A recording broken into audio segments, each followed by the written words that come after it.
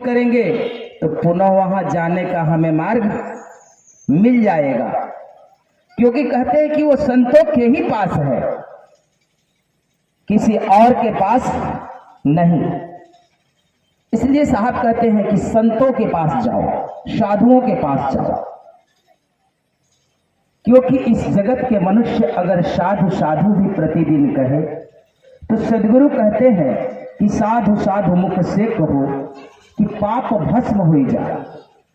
ये नहीं कहे कि मंदिर मंदिर रोज आओ तो पाप भस्म हो जाए, ऐसा नहीं कहा गया। कहे कि साधु साधु मुख से कहो कि पाप भस्म हो जाए। आप कबीर गुरु कहत है साधु सदा सदा। हमें निरंतर ही इन संत और महात्माओं के चरण में आप ईश्वर कहां खोज लोगे? इस संत के ही रूप में यहां आते हैं हमेशा। इसलिए साहब कहते हैं जहां संत तहां बास कंत के, अजहु समझ मन मीते। यह बात निश्चित रूप से समझना कि जहां संत होते हैं वहां उनका निवास स्थान होता है। लेकिन हम अपने विषय पर आते हैं। साहब कहते हैं कि जासो नाता आधिकार बिसर गया सब ठौर, 84 के वश करे कहे अवरे की और। कहते हैं जासे नाता आदि का बिसर गया सब ठौर, 84 के बस परा कहे और की और। तो यह जीवात्मा तो परमात्मा मंडल से बिछुड़कर आई और परमात्मा मंडल से एक चेतना पृथक होती है, अपने में ठहरने की प्रयत्न करती, उसका भी विस्मृति होता, उससे नीचे गिरती, अपने स्वरूप में आती, उसका भी विस्मृति होता, शून्य मंडल में आती, शून्य मंडल से प्राकृतिक मंडल और त्रिगुण में आकर आबद्ध हो गया। तो ये तो कहते हैं कि वहां के बिछुड़े बहुकल्प बीते, भूमि पर ही भुलाए, साधु संगति खोज देखो बहुरी उलट समाए। तो हम संतों के पास जाते हैं तब यह बात पता चलता, लेकिन जब हम यहां आ गए तो क्या हो गया? तो कहते हैं कि जासे नाता आदि का, यहां पर जितने भी लोग हैं ये सबसे नाता सभी का, क्या संत, क्या महात्मा, क्या गुरुजन, क्या जन लोग, ये पूरे विश्व की नाता उस आदि शक्ति से है। तभी तुम इस पृथ्वी पर हो। तो जब हमारी नाता आदि शक्ति से लग गई, क्योंकि बिना उनका तो यहां पर आगमन नहीं हुआ, कि हुआ किसी का। तो साहब कहते हैं कि जासे नाता आदि का बिसर गया सब ठौर। कहते हैं कि बिछुड़कर तो कहीं और से आया है ये, और जब माया का संसर्ग हुआ तो भूल गया, वह बात ही बिसर गया कि हम कहां के रहने वाले हैं और हम कहां के रहवासी हैं, और यहां से जाएंगे तो फिर कहां जाएंगे, यह बात ही वो भूल गया। तो साहब वही कह रहे हैं कि जासे नाता आदि का बिसर गया सब ठौर, 84 के बस पड़ा। अब यहां पर जब इसे जीव कोटि में जन्म हुआ तो जलचर थलचर नभचर नाना योनियों में जन्म पाते रहा, और नाना योनियों में दूसरा दुख को भोगा, और बड़ी भाग्य से ये मानव जीवन पा गया ये। और बड़ी भाग्य से इसे मानव जीवन जब मिल गया, तो जब यहां पर मानव जीवन पाया तो यहां पर आया तो और ही उलझन पाया। यहां तो हिंदू है, बौद्धि है, जैनी है, ईसाई है, तरह तरह के लोग हैं, मंदिर है, मस्जिद है, गिरजाघर, गुरुद्वारा, चर्च, तमाम है। यहां तो बिसर गया। कहते 84 के बस पड़ा, ये 84 लाख योनियों में ये भटकता रहा, और कहीं करुणा और कृपा हुई उस परमात्मा की, किसी संतों की दया हो गई तो तुझे मानव जीवन तो मिल गया, लेकिन यहां आया तो तुम भ्रमणा में पड़ गया। और ऐसी भ्रमणा लगी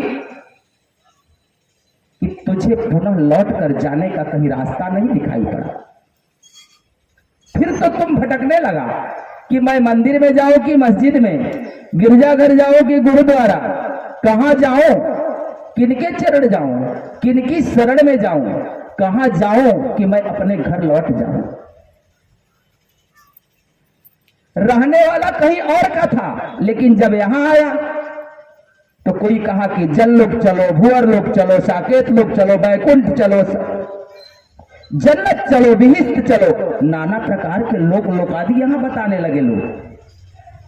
रहने वाला कहीं और का था, लेकिन जब यहां आया भी छोड़ करके तो उसे संसार में उसे चलाने वाले लोग आगे आगे जो चलते रहे, कहे कि मैं ठीक बता रहा हूं, आप मेरे संग साथ चलिए। वो बताने वाले लोग कहने लगे और हम रहने वाले कहीं और के थे, तो हमें स्वर्ग की आकांक्षा जग गई, वैकुंठ की आकांक्षा जग गई, जल लोक भूवर लोक की आकांक्षा जगी, गौलोक की आकांक्षा जगी। जहां से हम बिछुड़ कर आए थे वहां का तो कोई मुझे पता बताने वाला ही नहीं मिला कि हम कहां से आए।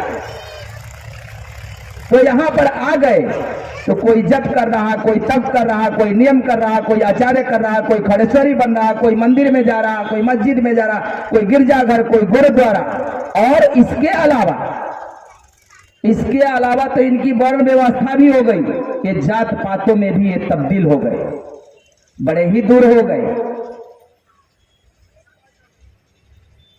एक परमात्मा अखंड था, परमात्मा हो सदा अखंड था, लेकिन यहां पर उन लोगों ने, कौन लोग, जो अपने को यहां पर ज्ञानी गुरु कहलाए, उन ज्ञानी गुरुओं ने इन मनुष्यों को कई खंडों में तोड़ दिया जिनके पास ज्ञान नहीं था।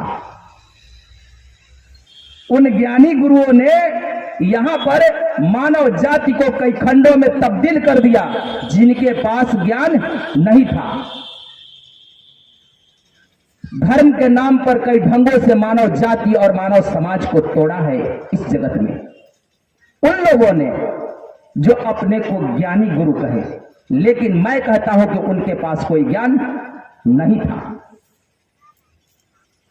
सदगुरु कबीर साहब कहते हैं, मानव जाति एक है या भाई, दूसर जाति कहां से हो आई, दूसर जाति कर्म है या भाई, जो जस करता स नाम धराई, जात वर्ण का चिन्ह न कोई, कैसे हो जाती दूसर होई।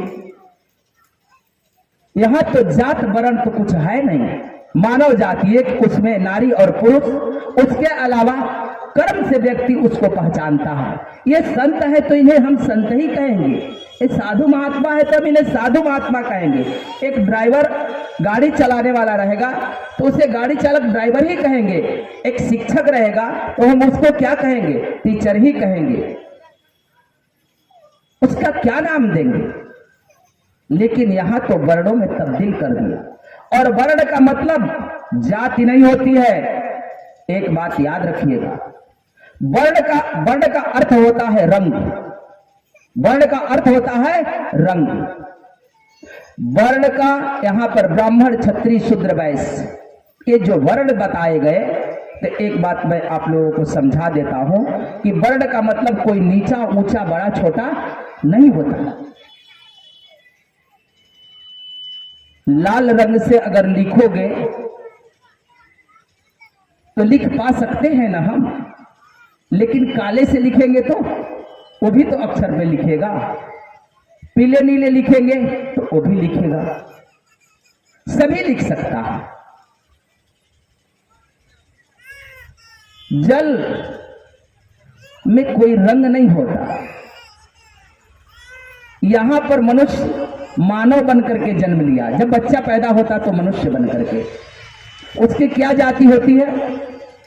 जब जन्म लेता तो क्या जाति होती है? इसकी तो कोई जाति नहीं। लेकिन यहां पर ऐसी विधि व्यवस्था लोगों ने कर दिया कि नीचा ऊंचा बना करके देखा है। और ये बातें तो आप सभी लोग भी समझ रहे हैं। उसके आगे चल करके लोगों ने ऐसा, जो इनके मन में भ्रमणा आ जाती है कि कहे और की और, ये अपने ढंगों से जो बनाए इन लोगों ने, ये स्वर्ग है, ये जल लोक है, ये भूअर लोक है, ये साकेत लोक है, ये किसके बनाए हैं जी? परमात्मा ने आप लोगों को संदेशा दिया था ये स्वर्ग होता, ये जल लोक होता, ये भूअर लोक होता, ये साकेत होता, ऐसा संदेशा मिला। हम तो रहने वाले कहीं सत्यलोक के थे, हम परमात्मा के यहाँ के रहवासी थे, लेकिन यहां पर लोक लोक आदि की बातें करने लगा लोग। और उसके अलावा जब नीचे जैसे जैसे गिरते गया वैसे वैसे जाति बराबर, और ही हम परमात्मा से क्या हुए? दिन प्रतिदिन उससे हम दूर हटते गए, उसके निकट कभी नहीं पहुंचे। उसके निकट हम आज तक से कभी पहुंचे ही नहीं। इसलिए सदगुरु कहते हैं कि जासे नाता आदि को बिसर गया सब ठौर।